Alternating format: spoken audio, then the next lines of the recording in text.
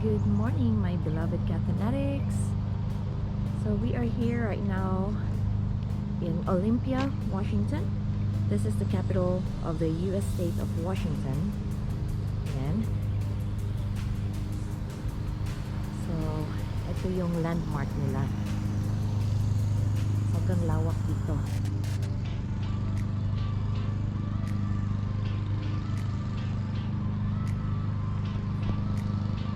Medyo malayo-layo yung paparkingan nyo if you're a visitor, because all of these parking spots are for employee only. So the visitors parking is all the way doon sa likod. So if you go here and do sightseeing and visiting this place, make sure that you wear a very comfortable shoes or footwear. Kasi medyo mahaba-habang lakaran yung gagawin ninyo, but it's all worth it. Kikita nyo naman kung gaano kaganda yung lugar na to.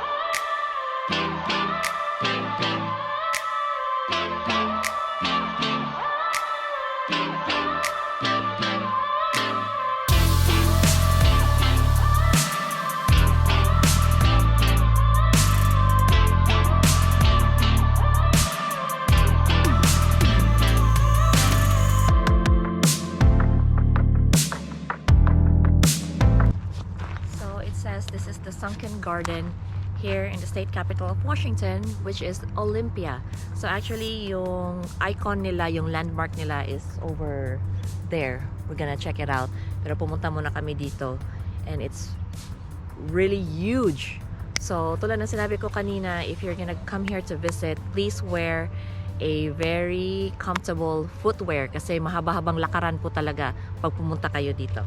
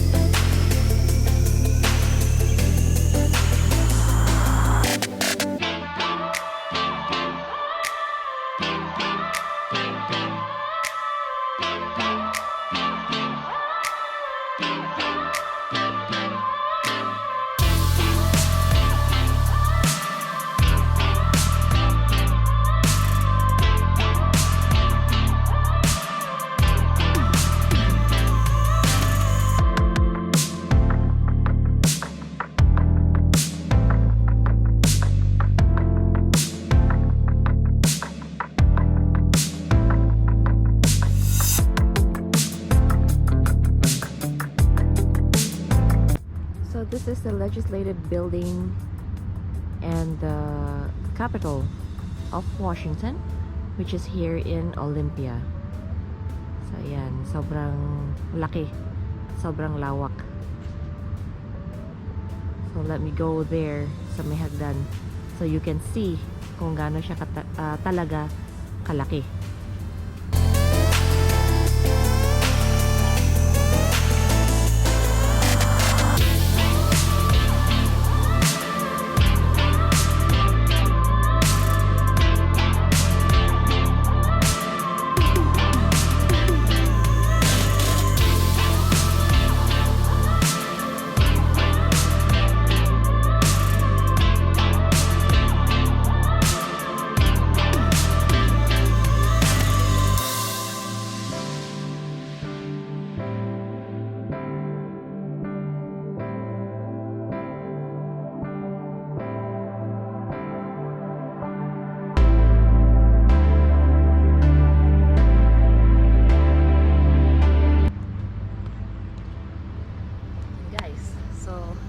sobrang laki nung pillars na nandun.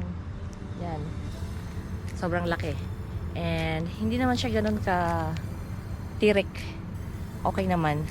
But I hope you got the idea kung gaano kalaki at gaano kalawak itong building na to.